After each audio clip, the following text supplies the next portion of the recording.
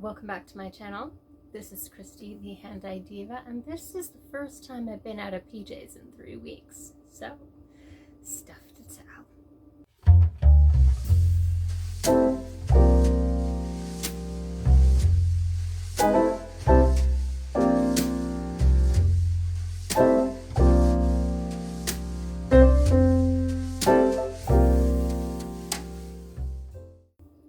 Hey, how you doing, everyone?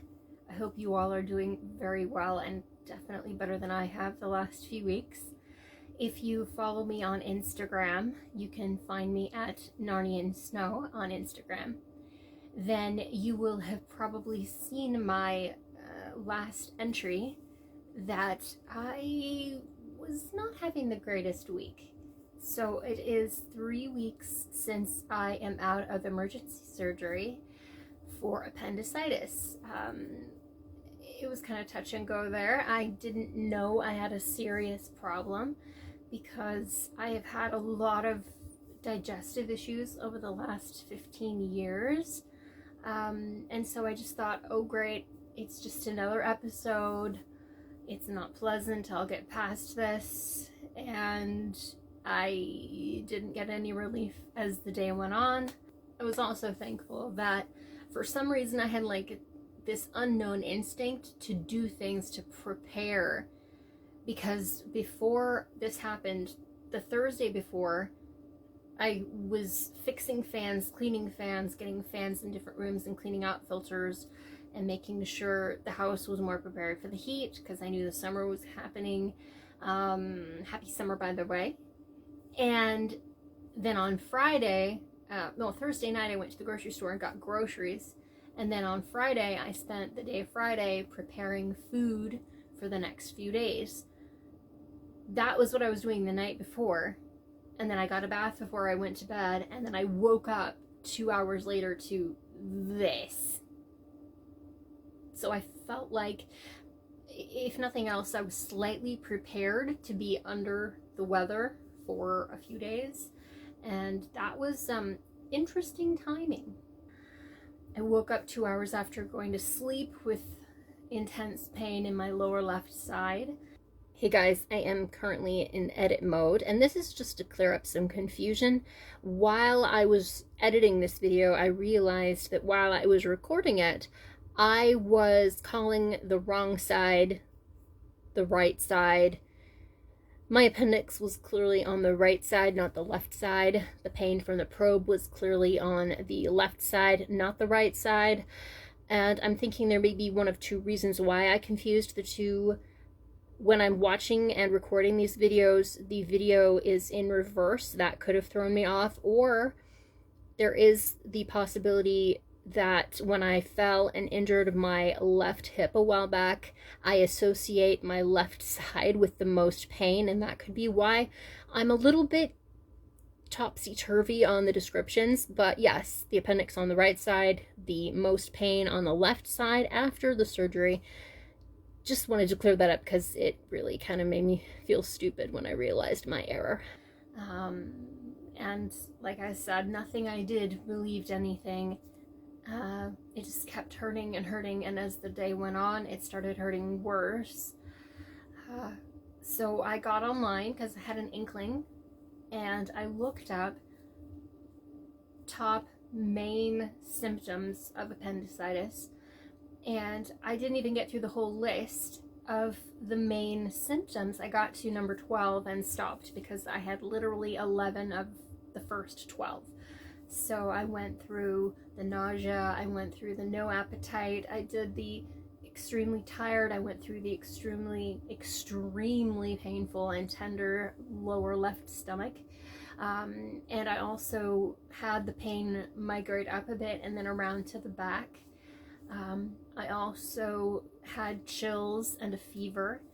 So I went through the entire day not having any energy for anything. I literally was like, you guys have to figure this out. You have to figure out your own meals. I'm in charge of the meals generally. You guys just make yourself a sandwich. I am literally up to nothing. I felt horrible. So I just laid in bed the entire day. I was in agony, and I didn't take any pain medication because I didn't want to not be aware of what was going on with my body. And when it hit about 10 o'clock that night, I was in so much pain. I don't know what to do with myself. I took my temperature. I was 100.4, and I said, okay, I've got to watch this closer. I took my temperature sometime between a half an hour or an hour later, and my temperature was then 101.7. I said, okay, my temperature is rising, but I'm having chills. This is not, I should not ignore this. So it was about 3 o'clock in the morning. I just said, okay, I've got to wake someone up to take me to the emergency room. I am hurting so bad. I can barely get out of bed. I can barely go use the restroom. I am in so much pain. And so I left the house at about 3:45 a.m. I arrived at the emergency room about 4:15 and proceeded to wait in the waiting room for 3.5 hours. It was kind of amazing. I got into the first exam room. First of all, they drew blood, and then they put me on an IV because I was extremely dehydrated. I hadn't eaten or drank in water. It was over 30 hours, and I'm not sure how far over 30 hours, but they could tell that I was dehydrated. I told them I had not taken any medication. They said that was really good because I could monitor the pain better that way. I wasn't getting any false relief, so that was really good. I went in and I did a UA, which is a urine analysis, and I did a CAT scan. The CAT scan was about a 5-minute process. It was really quick, but it was the most painful experience I've had. Stretching me out flat on my back put so much pressure on my low abdomen, which felt like it was a balloon about to pop. It just was extremely distended and extremely painful. And then they wanted me to pull my arms up above my head, which pulled even worse. I about screamed, and was thankful it was over in about 2 minutes flat. So the results, it only took about 20 minutes to get the results back. Immediately, I was pulled into a room to talk to a doctor. She said, yes, you've got appendicitis. We need to get you into an operating room as quickly as possible. We don't know if it's burst yet, but we need to get that taken care of before it bursts. And I said, so it's acute then. It's a good thing I came in when I did. Yes, it's a very good thing you came in when you did.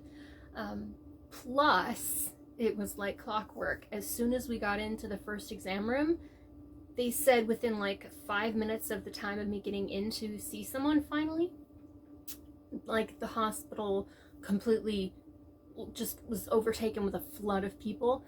If I had not come in when I did, they wouldn't have been able to see me or take care of me as quickly as they did. And from the time I got the results and talked to the doctor to the time I was literally in surgery was about an hour. So it was very quick. So I was wheeled immediately to the first prep room where they put me on antibiotics and got me dressed in a gown. They asked some questions. I answered some of their questions, and then immediately from there I was taken into the second prep room, which I hated. And then I waited there for about 10-15 minutes, and they wheeled me right into the OR. So yeah, it was extremely quick paced after they got the diagnosis. After the surgery, which they said was going to be an hour to an hour and a half, it only took 45 minutes. I was wheeled into my room that I slept in that night. I slept in. I didn't really sleep. It was too noisy, too much lights. I was in like the main hub of that area with 10 other people around me with just curtains, and so I was hearing everything. Every alert, every alarm would disturb me. I have very good hearing and I'm a very late sleeper. So and then at one point I was systematically hearing one person throwing up and then another person throwing up, and it was like I can't sleep with this. So I literally got about 2 hours of sleep that night. And was back home within about 24 hours. So the recovery time was really rough. The first 2 weeks I was in a lot of pain, but the medication was making me nauseous, so I had to go off of the medication and have more pain because I couldn't deal with the nausea. And so it was only about 3 days ago I finally started feeling normal again, and that was a very good thing. So instead of just one big slice cutting into my stomach, they did what they call a laparoscopic surgery, which is there are three spots, one on the right side, one right above the navel, and then one lower, right above the pubic bone. And so they went in multiple different locations. Definitely the most sore on the right side, where they put the camera in to probe, because they went all the way from one side to the other side to do their work, and that was really painful. So that was the hardest spot to get healed up. But at this point I can rub all over my belly. There's no pain. My scars are the incisions are very nice little small scars at this point, so I can bathe, I can do anything I need to do, and it's all healed up well. So it was a really unpleasant situation, but at this point now, 3 weeks out, I'm pretty well over it. The only thing I have to deal with is I don't want to do too much twisting, because I could still have a little sensitivity with the muscles if I do too much twisting. But overall, I'm pretty good. That was not a fun experience. I don't recommend it. If you can avoid it, that's a good thing to avoid. I'm actually the first person in my family to have experienced appendicitis. No one, not siblings, not parents, not grandparents, not any aunts or uncles, no one in the family, at least not in like the more recent generations, has any experience with appendicitis. So I am the first, so I couldn't ask anyone, and no one really understands, and it's not fun. And I actually kind of almost cried when the nurse was wheeling me out of the hospital, and I said, you know, I'm kind of sad to leave because I don't have a bell I can just ding at home just to have a nurse come run and help me.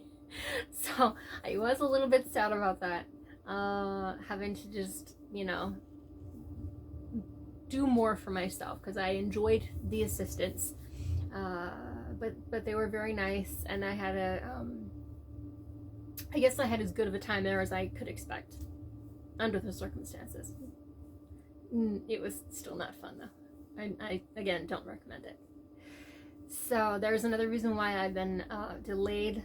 I recorded a video just over a month ago, but I've not gotten that up posted yet.